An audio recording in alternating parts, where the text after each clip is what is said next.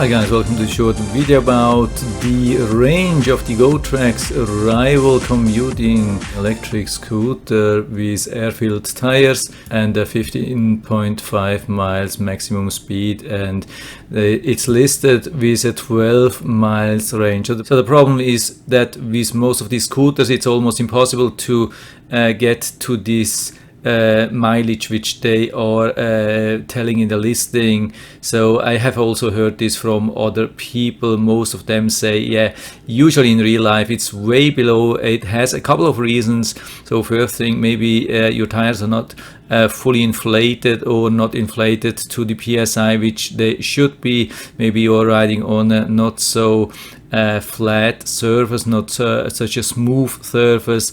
Maybe it's going up and down a little bit, and then you have like a higher weight. I mean, they are of course trying with a very low weight, maybe even children or so. So there are many reasons why you could stay below this range. So I have tested this here in this area. So I'm going to tell you a lot about everything which is like in connection with the range. There are many things which I think are worth to be mentioned here regarding this scooter and its range. So make sure that you're watching till the very end. At the very end, especially at the very end, I will have something which is really important for you, or could be really important, and they are not saying that in the listing. I filled it up about 2 or 3 weeks ago regarding the power, the battery.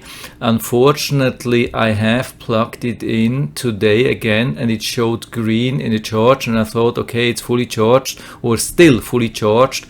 But I found out you have to be really careful that you push in the plug pretty deep. It has like 2 steps. When you push it just a little bit in, then it's still safe, but it's not charging. You have to really push it deep into that. It could be that maybe this would have given me maybe an additional 5 or 10% or so. Could be. Maybe I'll test that later on. But I think, I mean, after 2 weeks or so, a lithium-ion battery should be still usually on 90, 95 or almost 100%, especially as long as it's not exposed to extreme heat or cold. Then my weight is a little bit more than 70 kilograms.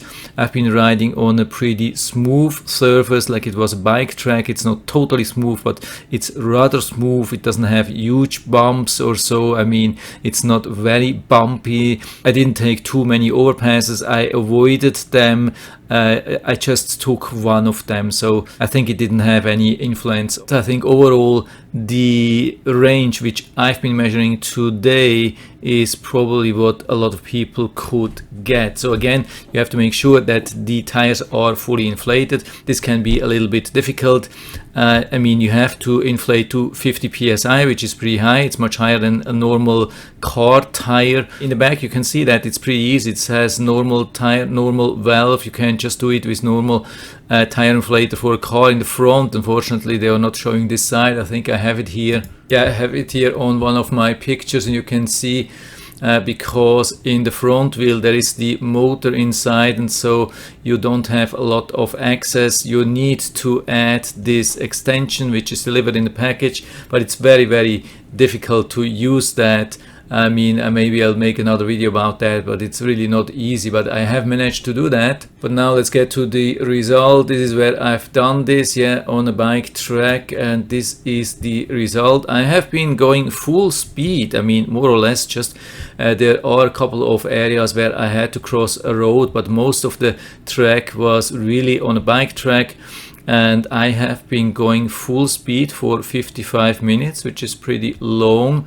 The distance was 10.67 miles. I really stopped when the power went off, and of course calories has nothing to do. I just used the Google Fit to track the thing. So the result is 10.67 miles on the very good condition. One of the really good things here is regarding the speed. You can see that it has been holding up to this 15.5 miles till the very end, really till the very end. So I mean, it has a display on the scooter which shows up to 4 bars. And because I didn't have any experience with that, how long it would last, I've been returning after it showed only 3 bars. But I think you could wait till you see only 2 bars and then return, and probably you should still reach back home safely. But the good thing is, compared to other devices, electric scooters, other electric skateboards or so, which maybe after 2/3 of the whole distance the maximum speed goes down, down, down. This is something which is very, very common. I would say maybe like this, and then it goes down.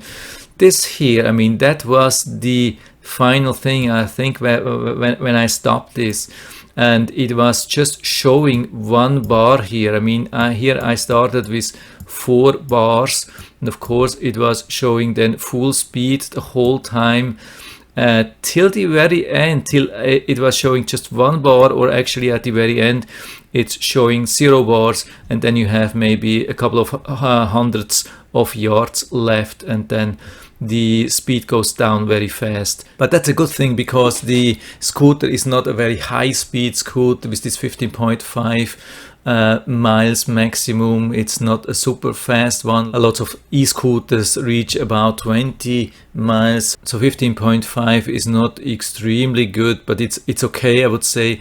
It's fast enough usually, just for reaching from one point to another point. And the good thing really, it holds up the speed till the very end, and the display shows a continuous decrease. I mean, around here it went down. Sometimes it's changing, it's going down to 3, then up to 4, 3, 4, 3, 4, and it stays on a steady 3, and then it went down to 2 bars and was on 2 bars for a very long time, and then went down on 1 and also for quite some time. And you don't have to worry that you don't see that. I have already tested another e-scooter where the display stayed on 4 bars almost till the very end, and only when you would turn off the scooter and turn on again, it would go straight down to 1. That's not good, and it was even an expensive one. So this is more or less really good. I would say it was more or less on a steady decrease. I mean, the fact that it keeps up with the same speed is good, but on the other hand, you have to be careful with some other scooters. You realize that you're getting to the end of the battery when the speed goes down. Here you won't realize that. You really have to monitor the display. But the whole experience was really good. I mean, it's a good scooter, I would say, with the inflatable tires. It has been a really quiet and smooth ride. Maybe we can see that even here on the next picture, where you see the whole distance and the average speed which I had, and you can see there's actually no difference in between. It was just a difference between how many roads I had to cross, but apart from that, really nothing. And you can also see that it was flat, like the elevation there was absolutely no elevation. I mean, it was Florida. You know, Florida is actually really flat, super flat. So most of the things are really good, but there's one last thing I wanted to mention, and that's really important. That's quite negative, and that's the fact that there's some kind of electronic brake working all the time on the front wheel, because there's the acceleration on the front wheel.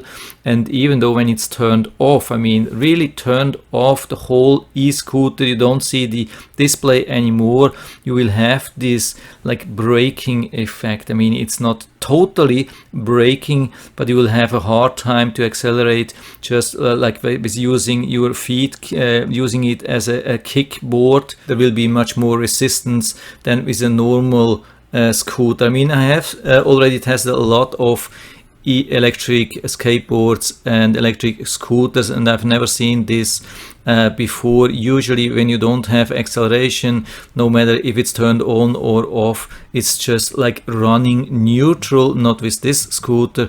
Here the front wheel brakes quite hard. I mean, not extremely hard, but you can definitely feel that there is some resistance. And when you're maybe 2 miles away from home and the battery is dying, and you have to use your feet and legs to kick you back or accelerate the way back, this can be quite a challenge. I mean, you can do that.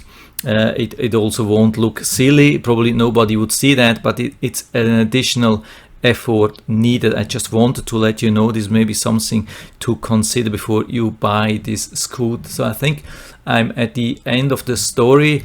I hope I've been able to help you a little bit with this video. If you have any questions or comments or other opinions on that, just let me know down in the feedback area. I'm always happy to talk about these things. And if you like the video, give me a thumbs up, subscribe my channel. Thanks for watching and see you next time.